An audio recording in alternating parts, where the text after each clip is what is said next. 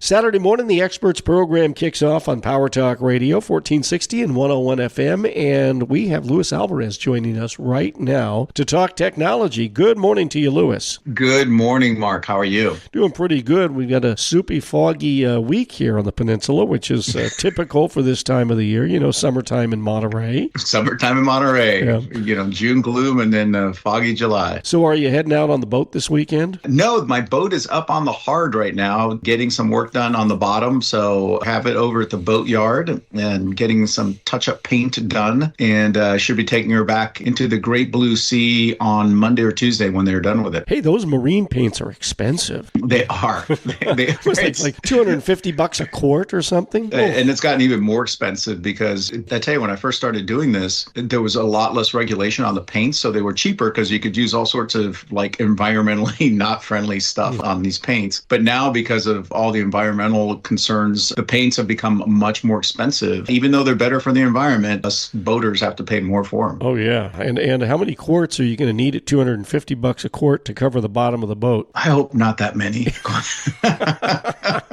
I'm going to say at least $1,000 worth. The estimate was a little north of 1,000. So yeah, I'm sure that most of that is paint. This is why they call a boat a hole in the water that you throw money into.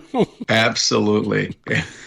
It's really a labor of love. It's not for any practical reason. So recently, I was tasked with painting the metal fence enclosure around a radio tower, the one that sits down on Cannery Row, and it's right there in the marine environment, so it really takes a beating. I went out and looked at it, and all the support posts are completely rusted, and most of the not chicken wire, but the cyclone fencing is rusted as well, and they wanted all that painted, and I had to go back and tell the guy. I said, well, look, I can figure out how to paint the support poles and the cross members, but there's no way to paint the cyclone fence wire. Have to live with it as it is or replace it. And I said, and quite frankly, when they built this 8 years ago, they cheaped out and they only used galvanized product. And in talking with fence companies, what you're supposed to build in that type of an environment, and it costs a lot more to do it, but everything needs to be powder coated from the factory. Yeah. And then it will hold up to the marine environment. So the guy says, get some of that special paint that you can buy at like West Marine and see about painting it with that. So I went online and checked out the price of the paint. And I called him up and I said, hey, this stuff is like $250 a quart. Are you sure you want to use this type of paint? And he's like, oh, no, I didn't want to spend that.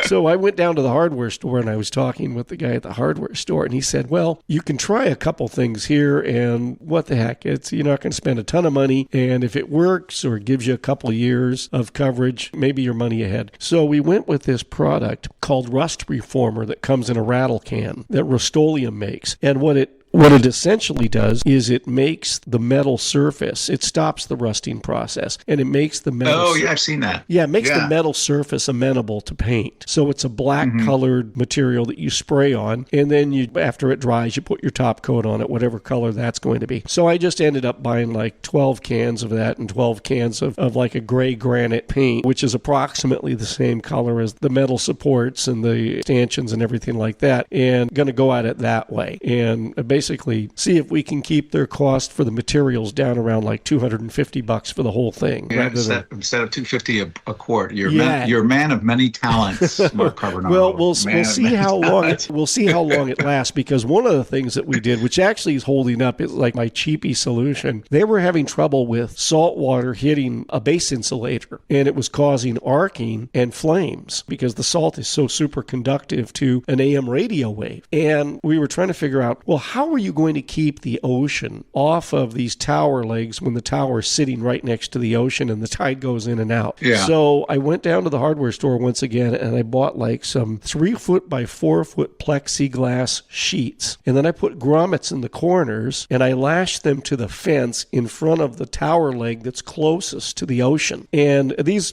panels were like $50 a piece. And I just used like multiple cable ties to tie it to the cyclone fencing. Believe it or not, Louis, it actually works.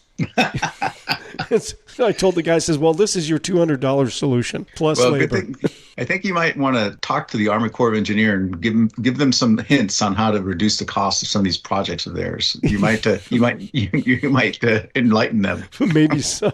All righty. Hey, let's hit our subject for the day, which is really a fascinating one, and that is that all 500 plus Whole Food stores all across America are soon going to let you pay with a palm scan. How's this going to work? So I've just been to Seattle visiting family, and I saw this actually in action at a coffee shop, and it's fascinating. The way it works is that you have to register essentially your palm, right? We all know that our fingerprints are unique, and the palm of your hand is also completely unique. And so you register your palm with a credit card of some sort. And what that lets you do is walk into any store. You don't need to have your wallet, the credit card, your phone, nothing, just your palm. And when you go to check out, the palm reader will look at your palm and compare it to the information that it's stored in Amazon's cloud. And if it matches up, then your transaction is completed. So it's more than just a payment system. We're used to using our phones for contactless payment, but this is more of an identification system. And so it's being rolled out not just at Whole Foods, but a lot of other restaurants like Panera, as well as a lot of entertainment venues are looking at this as a way to eliminate the tedious process of getting people through the gate. Because if you can just simply scan their hand and confirm that this is Luis Alvarez and he has a ticket in row 5, then off he goes, and you get people through the gate faster. And it's 100% certain, unless you cut somebody's arm off and took their palm. It's you. That brings a whole new meaning to the term hacking. Exactly. So I guess this also means that in order to use this process, you need to wash your hands. Yeah, I think you got to make sure, one, there's no weird paint from painting posts and fences on your hand when you go in to scan. And you should, obviously I would recommend that you keep your wallet and phone handy in case something's going on with a palm reader. Now, Louis, is this just for your left hand or your right hand? Are they identical or are they different? It's different. It's whatever hand you enroll. So it's much like when you use your thumb or finger to scan to unlock your phone. It's whatever finger you use. Not all fingers are the same. So if you only use your thumb on your right hand, then only your thumb on your right hand can open your phone. So that's why a lot of people, they recommend that you use multiple fingers in case you have issues, especially as you get older, as the ridges start to fade away a little bit. Mm-hmm. People have issues with that. So having multiple enrolled digits is preferable to just doing one. I saw something like this in a movie about 20 years ago, which just goes to prove the old saying that science fact is only 20 years behind science fiction. So true. Yeah. No, this is